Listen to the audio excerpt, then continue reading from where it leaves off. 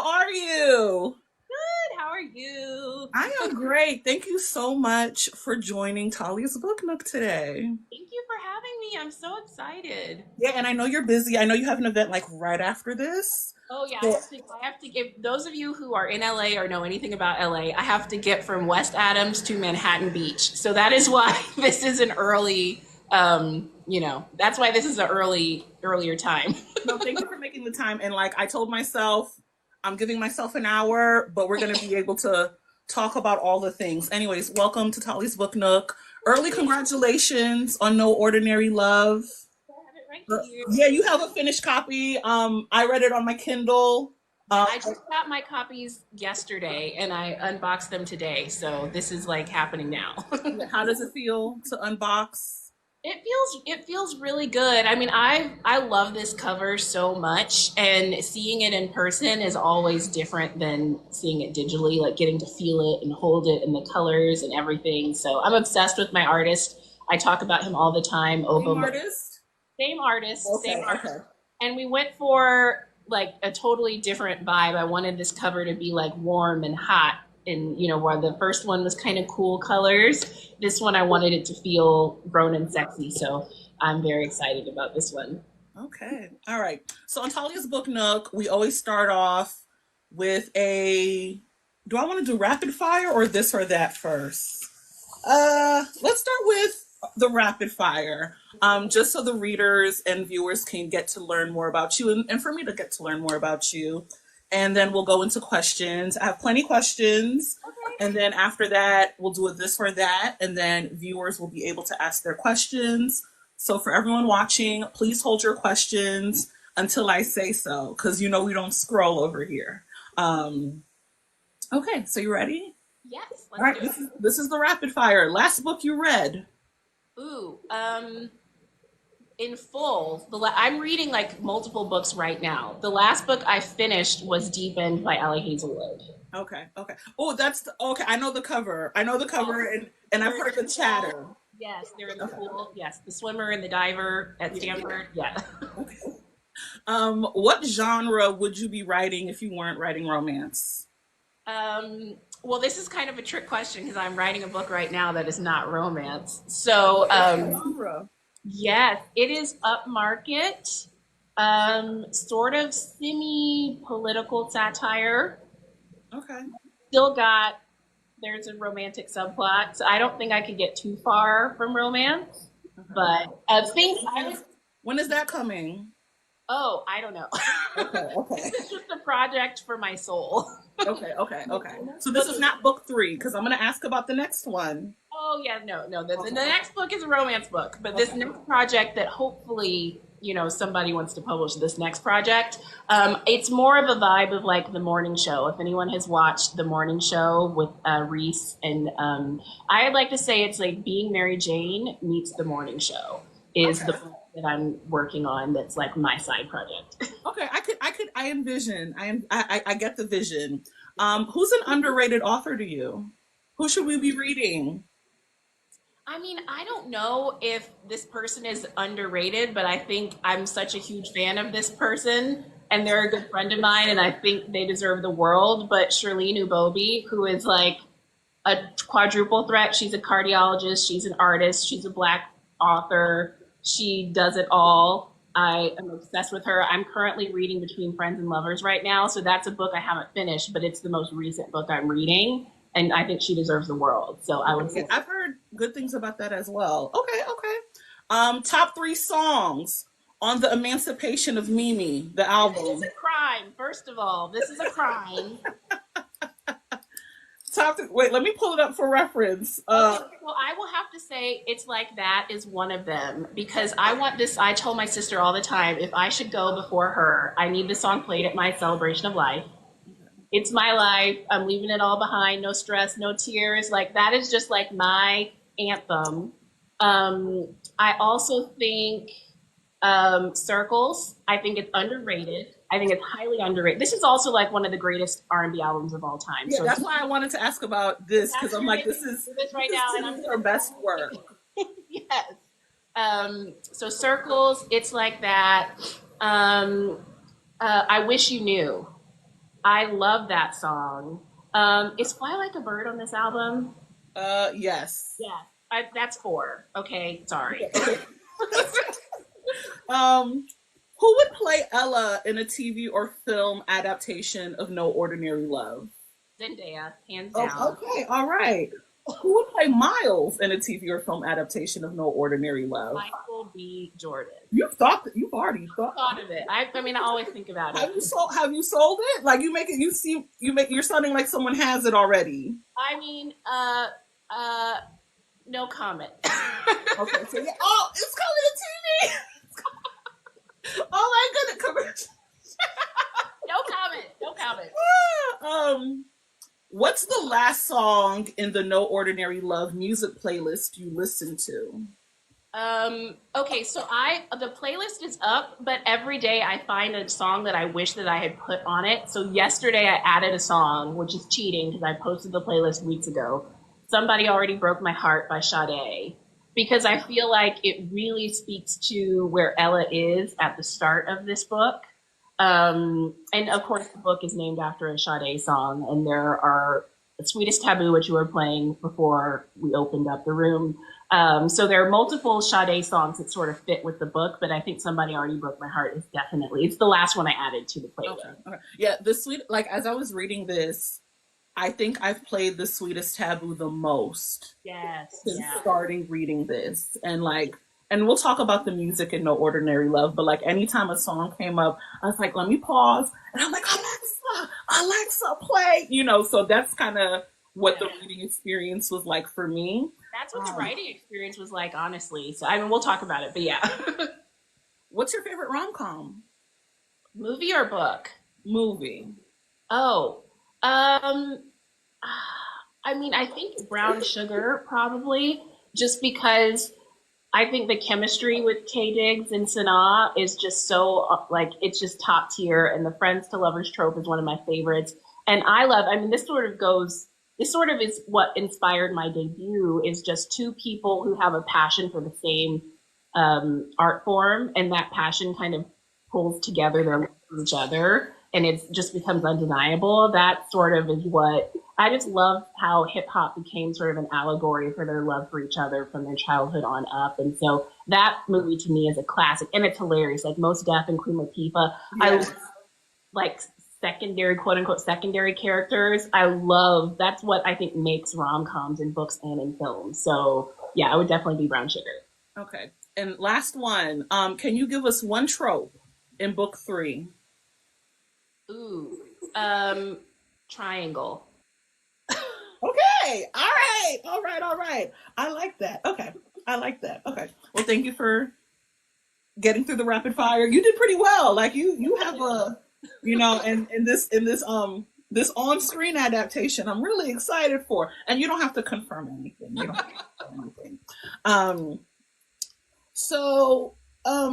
In your bio, you mentioned that you're a hopeless romantic. Where do you think that's rooted in? So I honestly think, I was born in 89, so grew up throughout the 90s. And I think so much of it has to do with just a lot of the media I was exposed to, whether it's music. So my sister and I used to stay up late watching Midnight Love. So like all of those R&B music videos, like the Jodeci, the Boys to Men, the Brandy, and just like romanticizing what it would be like, what they're singing. Even though you grow up and you listen to the lyrics and you're like, oh, that's what Toni Braxton was singing about. But just sort of like envisioning yourself in those scenarios. And then it's like what was on TV, like a different world, the Dwayne and the Whitley of it all. Like this was just sort of, and my sister, she's not a hopeless romantic like I am. But something with me, it sort of triggered this thing in me where I had this inner world that was all about love stories. So I just grew up, and even if I was watching like an action movie or a sci-fi film, I always gravitated to that romantic subplot. That's what I cared about the most.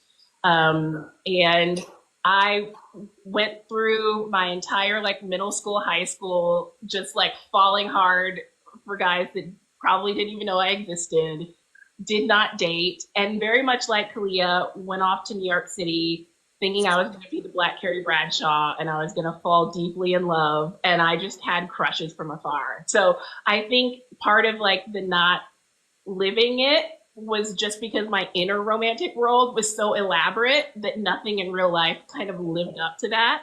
Until, of course, later you end up getting in relationships and they all pale in comparison to what you had in your mind. So I think that just very much lended itself to me writing romance stories. So it in a nutshell. So Hollywood is kind of like the backdrop of both No Ordinary Love and When I Think of You. And as I was reading both books, and I read When I Think of You like last year, right? But as I'm reading both books, I'm like, the way you talk about the industry, I had to take a pause because I'm like, the way you write about Hollywood, it's deeper than like research. I'm like, there's something there. I'm like, she writes about, the way I feel you write about the industry, about entertainment, is like very deep. So doing a deep dive, I learned that you go to NYU to study cinema. Yeah. You get a journalism degree.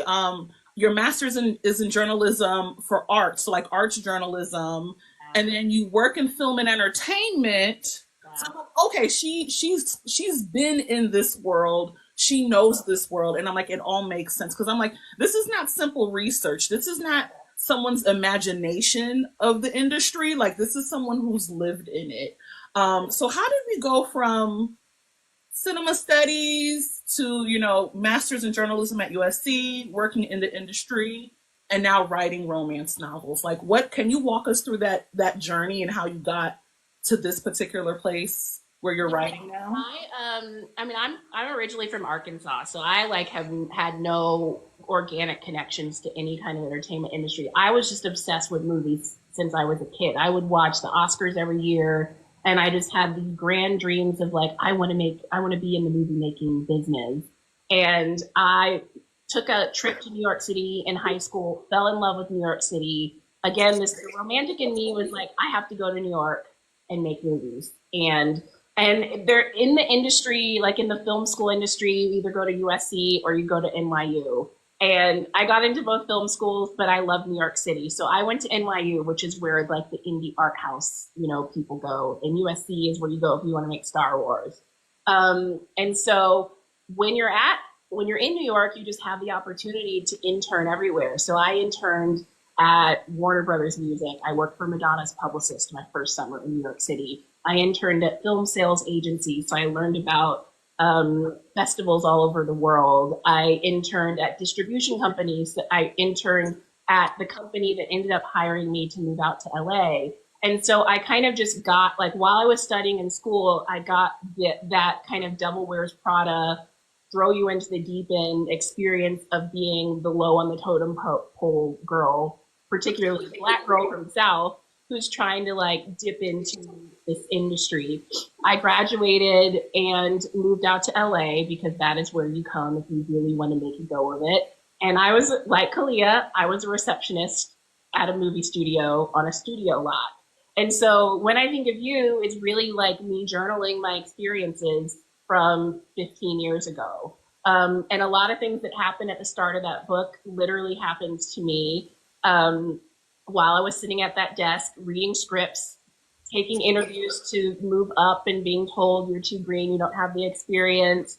I think I went on like 50 different interviews all over town, from like Fox to Universal to WB, like literally every lot. I pounded the pavement at every lot trying to get hired, and I just couldn't get hired. And from that point, but at the same time, I was making connections. I was working award shows, I was working movie premieres, I was working guild screenings. I was literally having to sit in bathroom stalls at guild screenings and take notes about like people talking about the movie. Like, what did you think about Ryan Gosling in that movie? And I would have to take notes to give it back to the publicity department. So like all of those little niche things that you hear about, that's what I was doing. And after I just hit like my final ceiling, I decided I wanted to pivot and I wanted to go back to grad school. And I was like, well, if I can't become a film executive, I love writing. Maybe I can write about film and television. And that's when I applied to the graduate program at USC to get my journalism degree in arts criticism. So I got that degree, and it was amazing. It was wonderful. But then you learn that like it's hard to like make a career out of being a journalist. It really is. And so my career really pivoted from there. I worked in higher education for a really long time. I ended up getting hired to work at USC and create academic programs for the school. And I did that for a really long time up until the pandemic and a little bit after. And I finally decided I want to write. I have this story loosely based on my experience in the industry, which ended up being When I Think of You. And I wrote that book just as I was still working. I also had just become a mom, so I kind of did it all at the same time, and was fortunate enough to get an agent and to sell the book. And about a year after that, I was able to transition into writing full time. So it was just like a very sort of circuitous path, but the experience, and also living in LA for 15 years, the industry, you just kind of, it just sort of seeps into you.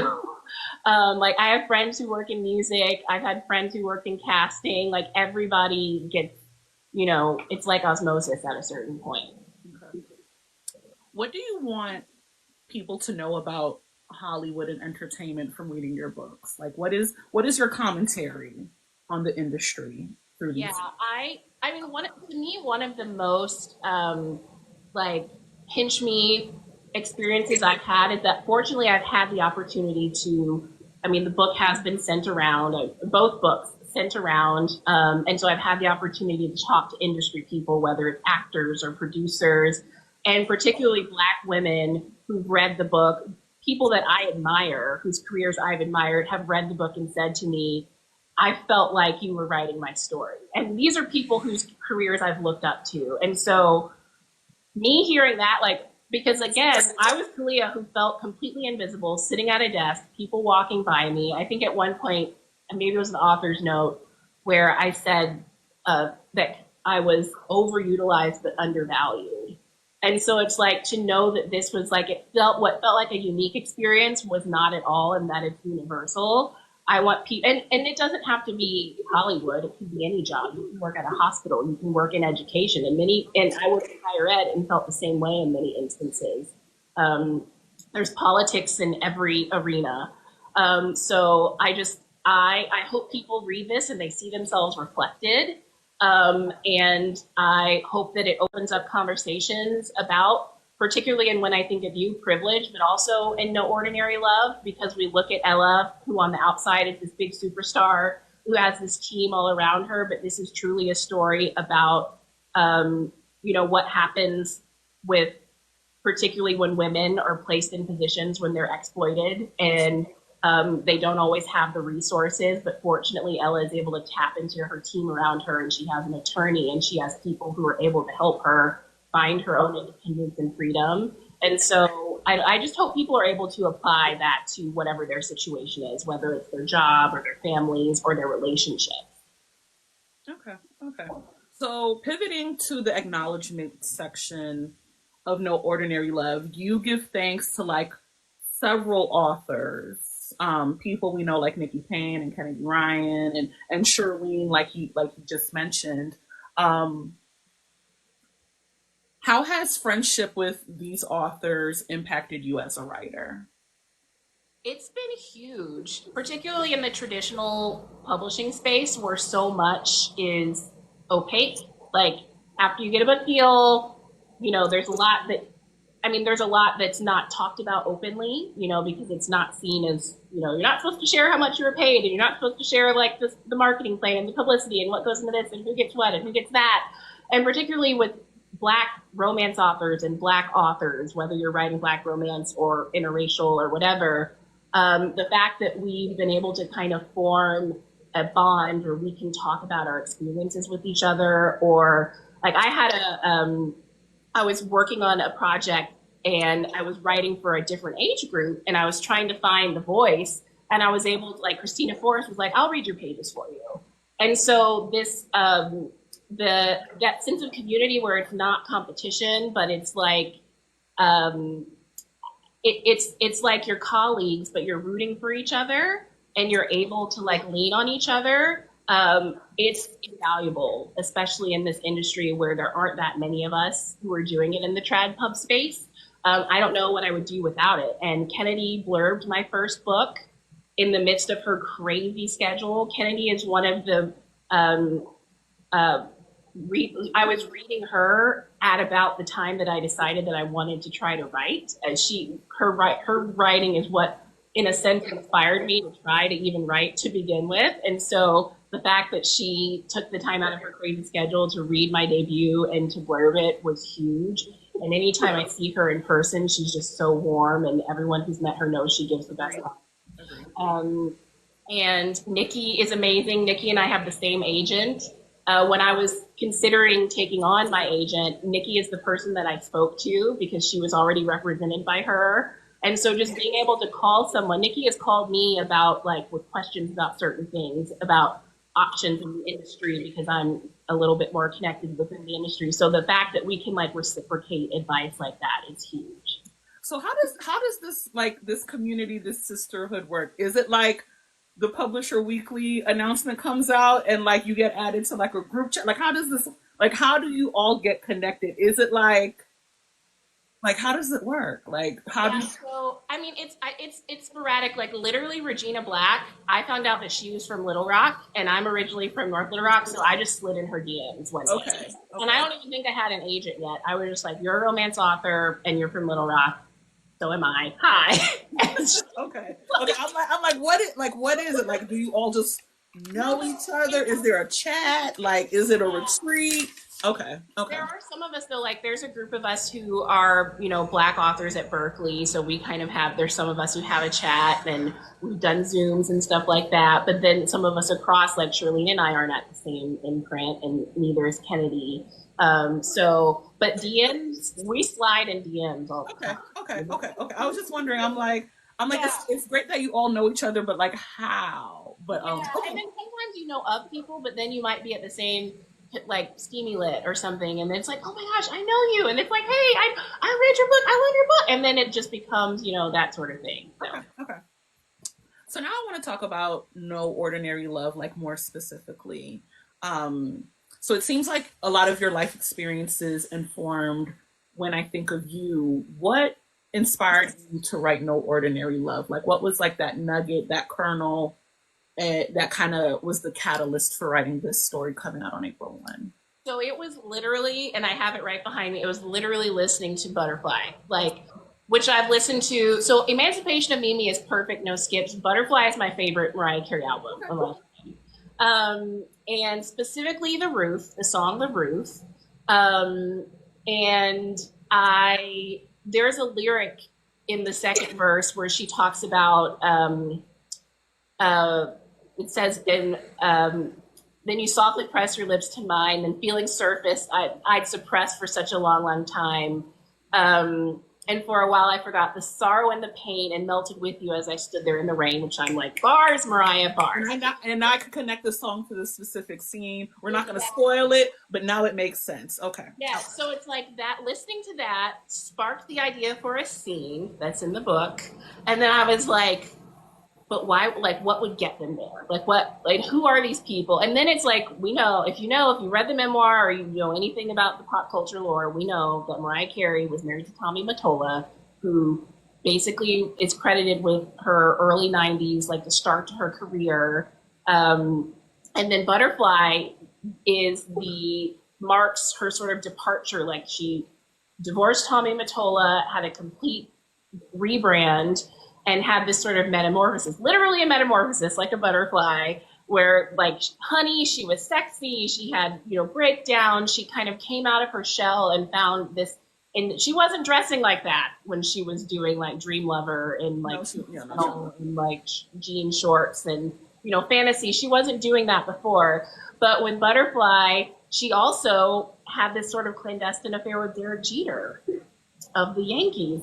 So in my head, I'm like, it's all making sense. Okay. So all of it's coming together. I'm like, pop R&B star leaving an oppressive relationship with her music exec producer husband, happens to fall for an MLB pro, what scenario would put them together. And then it kind of just like cascaded from there. And I, not to spoil the book, but like, you know, they, you know, I don't think it's a spoiler to say that like we open at the Grammys and things like that. And it becomes, now, a lot of people are calling this fake dating. I like to call it fake not dating. Okay. Because everybody thinks they are dating. And they're really trying not to date because she's in the midst of a divorce. He's just experienced a divorce. And their teams are really trying to come up with a way to make it look legit why they would have been found in a compromising condition. So it's more like, to me, it's like a PR situationship where it's like, let's legitimize these two people in a way that's not scandalous, because the last thing she needs is a scandal while she's trying to save her career from her philandering, exploitative ex. It's really messy. I mean, and if you think, when I think of you as messy, this one is probably messier. Yeah, no, definitely messier. Definitely messier. And you explained like the Mariah Carey, Derek Jeter of it all. It all makes sense. I did not connect the dots. Because my next question is, can you walk us through like developing Miles as a character? Yeah. Because he is definitely an MMC who I really like this MMC. So what was kind of, you know, besides the profession, what was character development like for him? Like, how did you go about making him the man that Ella needs? Yeah, well, that's it. It was thinking of, you know, Ella has just come out of this relationship where she's been emotionally deprived, physically deprived. She hasn't been, I mean, yeah, she's had the financial security and she's been given this sort of platform and this fame, but the things that matter, she's been deprived of. And from the outside, Miles is this like hot, gorgeous baseball player who can provide her all of those same physical creature comforts, but how can we build him on the inside where he can give her all the things that matter that she lacked before? So I wanted him, and also he's someone who's been hurt, and for the most part has healed from that hurt, but he also has his vulnerabilities as well, where he needs to feel wanted. He wants to belong to somebody. And so I wanted Miles to be all the things that Elliot, her ex, was not. I wanted him to not be a typical jock. I wanted him to, I also wanted to pay homage to the Afro-Latin and Black trailblazers in baseball throughout history, like Roberto Clemente and Jackie Robinson. And I had to throw in like Mookie Betts living in LA. And also it just so happened to be that the Dodgers won this year. I didn't plan that. You know, the book was mostly written by that point, but that was a fun cherry on top.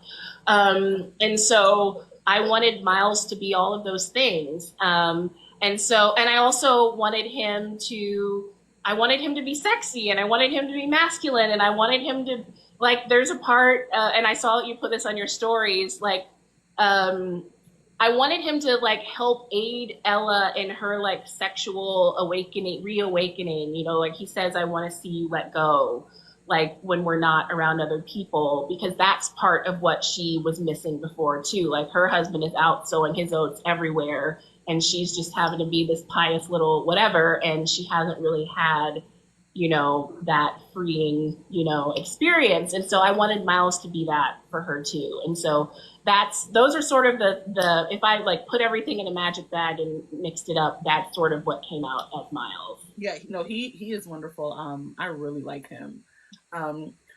So what I love about your writing is that, yeah, these stories are set in Hollywood. These people are famous. They're celebrity, but I still think that these characters are people we can relate to. Like they're still like the only difference between us and them is that they're famous and they're talented and they're celebrities and they have more money, but they're no different than us besides those things. What do you think readers are going to resonate the most with about Ella? I think that, I mean, Ella she loves her people fiercely, but I also feel like she has blind spots too. So it's like Ella is flawed too. Like and I think that, you know, some of us, we go through this, like if you, and I have a group of really close girlfriends. There's like 6 or 7 of us who've been like day ones for a very long time. And it's sort of like we all go through seasons where like one person might be hit hard right now. And it's like if you're that person, it might feel like your problems are bigger than the world right now, and you're leaning on everybody. And that's kind of what Ella is at this point in the book. And so she kind of has to get checked at a certain point, and it's like, you know, your problems aren't bigger than everybody else's. We're here for you, girl, but the tide's gonna change, and you have to be here for me too. So it's like I feel like the part that's so relatable is that yes, she is that famous person. She's technically their employer, but she realizes that like she needs them as much as technically, you know, they all, it's like a symbiotic, reciprocal society. With all of them. And I really love that about her. She doesn't treat the people around her like they work for her. They truly are her family. They are her found family. I also think the relationship with her mother can be relatable to people. Because again, you might look at celebrities and think they've got it all. Like she's beautiful, she's this, she's got money, she's got that, like body tea, whatever. But it's like she has this mother for whom nothing is good enough. And so that is, she has a mother wound, and she has to come to a point where she heals that on her own too. And so I think for a lot of people that's relatable. Yeah. Faith, it's not out yet. April 1. April 1. I had to catch Maya before she gets busy, like for real, for real. Um, what was my next question? So your username on socials is Maya Meets Cute, and I think it's a play on the meet cute.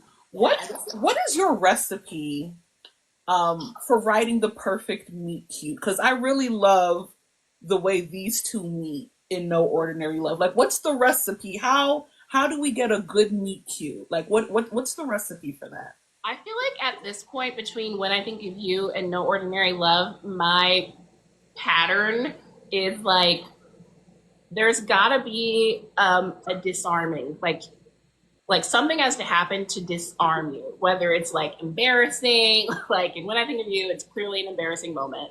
But I think it has to feel natural for the trope. Like with When I Think of You, the trope was second chance romance, right? And I had to think of like, what is a way to like bring these two people back together after 7 years, but noticing there's a definite power imbalance and a privilege imbalance, and the way that Kalia is going to feel when he sees her at that reception desk. How can we amplify that? Mm-hmm. Oh, she's got to be listening to smut, like, you know, blasting on the speaker. So that's going to like totally, you know, disarm her even more, because she's going to want to be like all buttoned up and like pretend like she doesn't know who he is, but there's no way you can sort of play that off. And so I think that like the disarming there. And then in this instance, Ella's instantly attracted to Miles. And, you know, she even talks about how, you know, she wants him to, you know, give her that up and down languid perusal. She wants him to like, because again, she's been missing it for a long time. She's been in this loveless marriage, and she sees this man, and despite herself, she is ignited. And so, but he's not giving her what she, like, he's keeping eyes up here. He's being very gentlemanly. He's like, let's look at our lines. We're about to go out there. He's nervous because he has the stutter, and he's trying to keep it cute. And she's trying to, you know, and then all of a sudden, I won't spoil it, she gets disarmed. And so I think that's like my recipe is like find a way to disarm the situation. And then everyone kind of has to come down to like their basic, you know, how do we react in this moment? And it sort of peels back all of the facade and all of the ways we would try to present to each other, and you just get left with exactly who you are and who you're dealing with. Okay. What else do you want readers to take away after they read No Ordinary Love? Like, what are the takeaways you want people to have after reading it?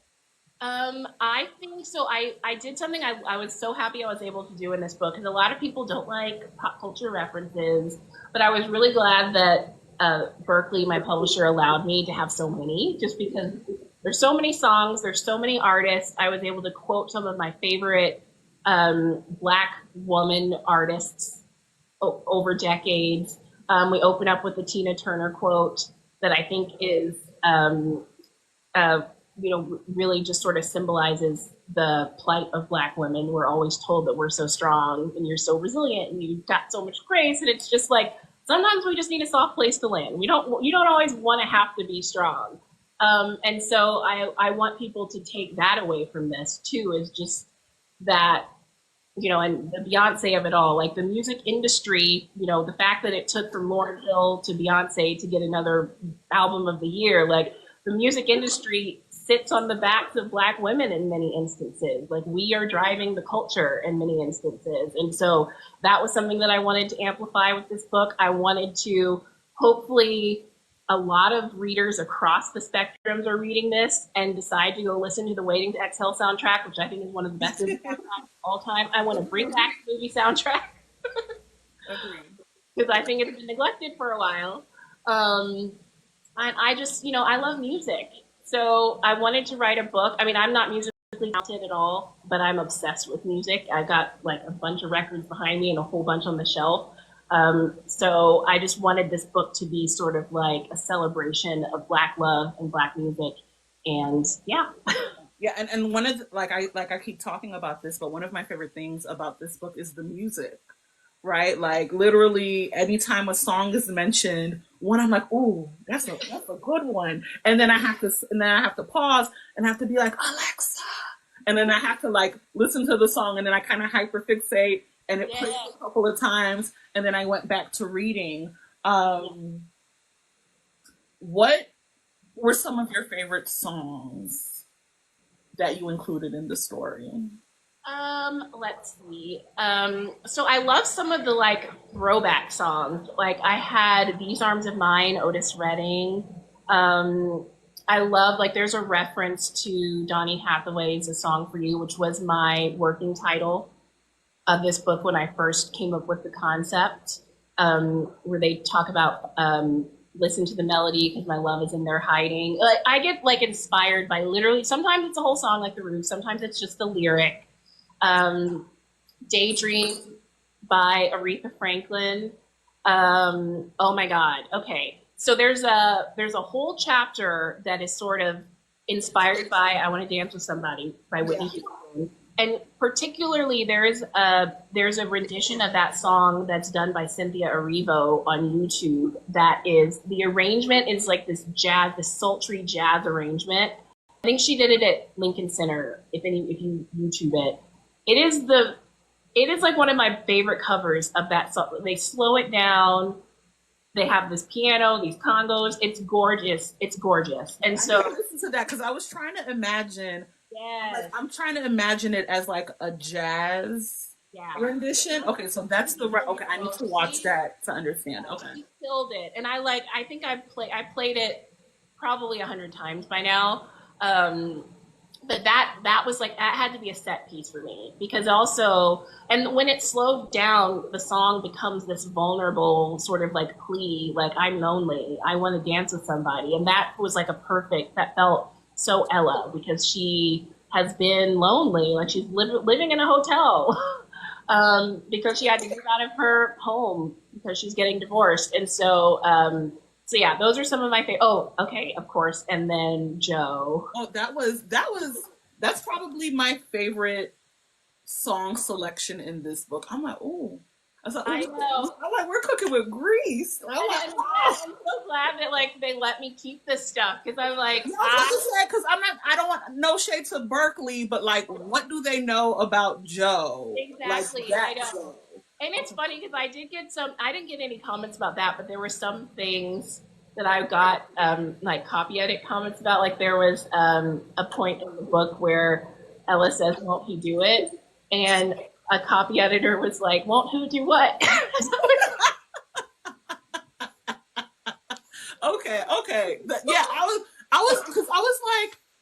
I was thinking, I'm like, I wonder how like her editors are receiving. Well, my editor, Essie Soga, is great. She was the one who encouraged me to look at Janet Jackson songs for the title of When I Think of You. Okay. And so when I said sent this manuscript with no ordinary love, it was like no question that. Oh, so she got it. Yeah, absolutely. She totally got it, and there was no question. Like, literally, I was like, I'm gonna put this, Joe. All the things your man won't do. I'm gonna put this there. I don't know what they're gonna say.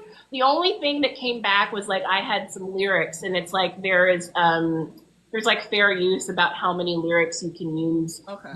You have to whatever. So that was like the only thing, but everything else they totally checked out, and I was like, yes. Okay, but that's wonderful. Because yeah, I'm like, okay. That's wonderful. Anyways. So now we're going to do next question. So the book is coming out on April 1, something that I ask every author. So April 1 is what? Less than 2 weeks from now? Yes. What are you doing on pub day? What is pub day for you? Like, what are you doing? Well, I mean, okay. So my son actually has a medical procedure on April 1st. I don't get to pick my pub dates. So I will be doing that on April 1st. But on April 2nd, we are doing the book launch in LA at my favorite queer Black woman-owned bookstore, Reparations Club, which is not too far from where I live here in West Adams. And I did my debut launch there. Okay. The pre-order campaign is also out of Reparations Club. So if you do want a signed, personalized copy with character art, you can order from Reparations Club. So that's where we're doing the launch. And they're shipping. Sorry? They're shipping to wherever. Yes. Okay. Yes. Okay. So as long as you order by April 1st, they will ship all over. So I think we're going to get a cake with like the book cover on it.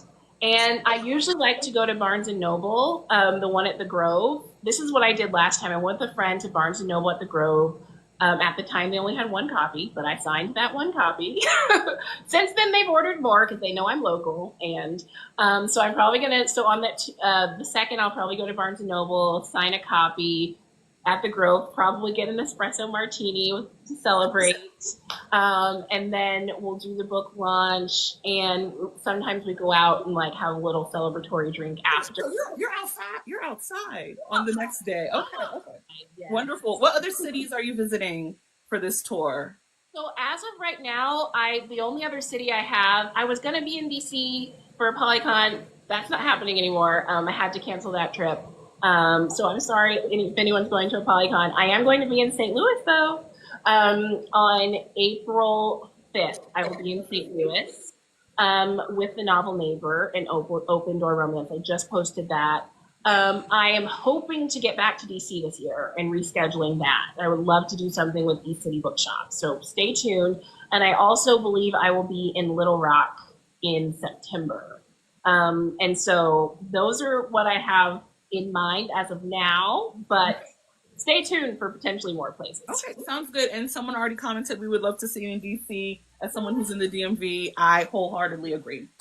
So viewers, now it's time for questions. I'm going to do a this or that with Maya, and we're going to try to get out of here in 10 minutes, okay? And someone wants to see you in Little Rock. So shout out to Arkansas. Shout out to Arkansas. Okay, so we're going to do a this or that. Questions, put those now, and then we're going to let Maya go, and we're all going to enjoy the rest of our evening. So this or that. He falls first or she falls first? Ooh. Okay, I'm going to cheat and say she falls first, he falls harder. Okay. I'll take it. I tend to write from like a single POV. So I like when like she has the crush and she's not sure if he's into her, but then he falls so hard that it's like, oh, my dream came true. Okay. Words of affirmation or quality time? Ooh, that's tough. I mean, words of affirmation. Who doesn't love like, you know, especially when it comes from a deep voice, deep sexy voice. Like, yeah. Okay. Fast paced or slow burn? Slow burn. I love a good pay. As long as the payoff was worth the wait. We can't have a slow burn and then it's just like a little peck and holding the hand. Just like we need to really get there. Okay. I think you kind of already answered this, but I was going to ask you. I'm like rainbow or butterfly. Oh. And you said said butterfly. You know, Rainbow had Heartbreaker, which was like you didn't ask this, but I'm offering it up. My 5th grade talent show. I choreographed and performed a number to Heartbreaker, the remix. I was going to say which version. Okay. Yes. But I think it's got to be Butterfly. Now that I'm older, back then, if you'd asked me, it would have been Rainbow because I wasn't grown and I hadn't lived a life. But now that it's No, and I love Rainbow. So like for me, yeah. I think it's still Rainbow, and maybe that's my lack of life experiences, but I love Rainbow. So okay. No, but it's also I might just need to go back and listen to Rainbow again. It's just this one I don't have it on vinyl either, so this one I've been playing a lot. But yeah, Rainbow is good. I'm not gonna. Yeah, I won't knock it. Yeah, I love Rainbow. Second chance romance or a second chance at love romance? Wait, I don't get it. What's the difference? Like second, like I would consider No Ordinary Love like a second chance at love. So like Okay. they've already been in love, they're finding love again, Okay. and then second chance. Okay.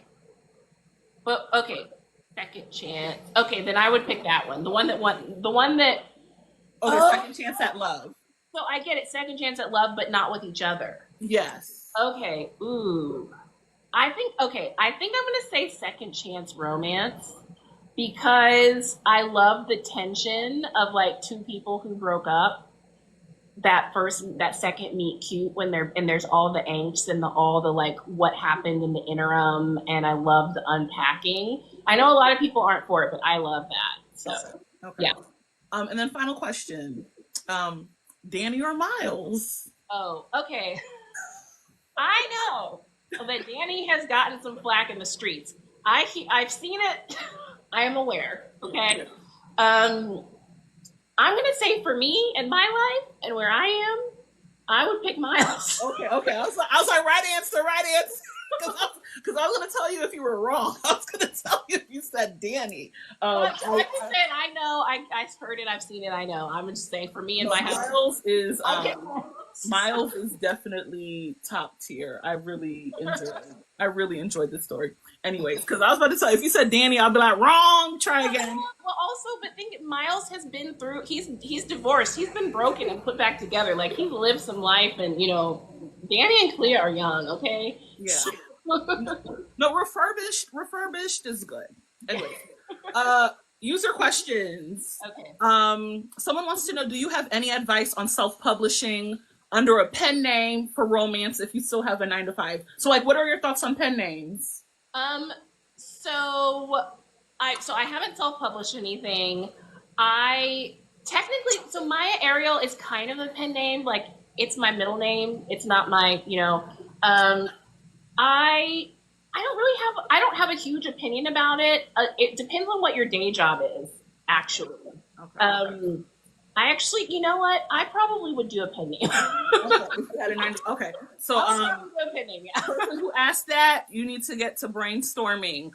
Someone else wants to know: would you consider writing romance in dual POV? So my next one is dual POV. Oh, wait, yeah. Is it a dual? Because you said there's a triangle. So is it a triple POV or is it a double? It's two. It's two. Okay, but there's still a triangle. There is, yes. Okay. So the next book. What else can you tell us about book 3? I hope it's announced soon. I don't know what else. I honestly don't know what I can say. I don't know what I can say publicly about it, other than it's like a summertime romance. I will say that one of the songs that makes me feel like it's 4th of July off of the Butterfly album. And I will say it's very different than anything I've written before. Okay.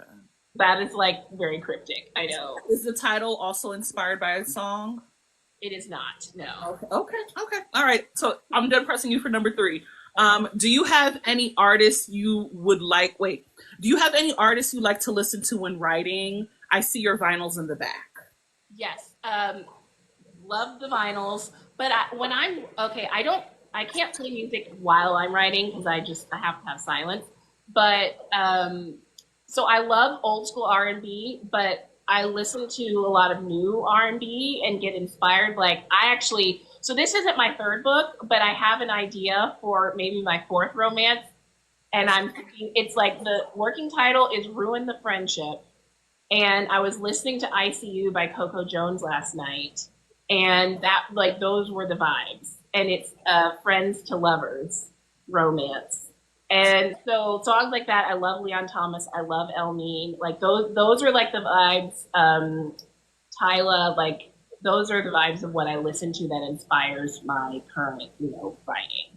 Okay. Do you have any favorite second chance romances? Before I Let Go, I mean, Okay. yeah, that would be like the pinnacle second chance romance. I'm about to read, in terms of like trad pub, I'm about to read Tara DeWitt's Left of Forever, which I hear is very, very good. But Kennedy's Before I Let Go, I read that in one day, which I don't do. I have a 4.5-year-old, so, he did not get very did that day. I mean, it was iPad day that day. Okay. What has been the hardest scene you've ever had to write? The hardest scene. Oh, okay. So I think it would probably be the conversation between Kalia and Minnie in book one, where they're talking, where Minnie is sort of filling Kalia in on how hard losing Danny's father was for him, and like those final moments in the hospital. And I've talked about this before, but as I was drafting When I Think of You, my mother passed away. And so I was dealing with my own grief, and it sort of naturally became an element of the book as well. And so a lot of those feelings, my mom also had multiple sclerosis, Danny's father had multiple sclerosis. So a lot of those themes were just naturally interwoven into the book. And so writing it was cathartic, but it was also, a very emotional, process. Next question. If you could base book 3 on any R&B album, what would it be? Book 3 on an R&B album. Ooh, that's tough. It's tough. I can't talk. It's tough because, okay, well, I'll just say this. Book 3 is YA. Okay. So that's why it's tough for me to think of an R&B album that fits the YA genre. But I don't know. This is hard. I don't know if I have an answer for that. Okay. All right. As you build out the song that makes me so Underneath the Stars or 4th of July definitely feels those are the vibes of the book. Okay. All righty. I think that's every question, and we're done. I told you 7:30. I was going to, or whatever time it is over there. 4:30. Yes. Okay. Yes. I know time zone. I never know the time zones either. So I'm trying to program, because I don't know if I've talked to anyone on the West Coast yet for Talia. Really, for me, it's the Central Time. Like I can do East and West, but the Central Time Zone. Oh, yeah, I don't even think I've talked to an author in Central either. Oh, really? Yeah, no, it messes me up all the way. Anyways, thank you so much for stopping by the Nook. Early congratulations. Have fun tonight, and I cannot wait for everyone to read No Ordinary Love on April 1, or if they get lucky before April 1, but I think for mostly everyone, April 1. So congratulations. Thank you for having me. Thank you for reading. Thank you, everybody, for joining. All right, thank you. So we're going to let Maya go. We're going to stick around for a couple more minutes, and don't forget No Ordinary Love, April 1, wherever you get your books. All right. Bye, guys. Bye, Maya. Thank you.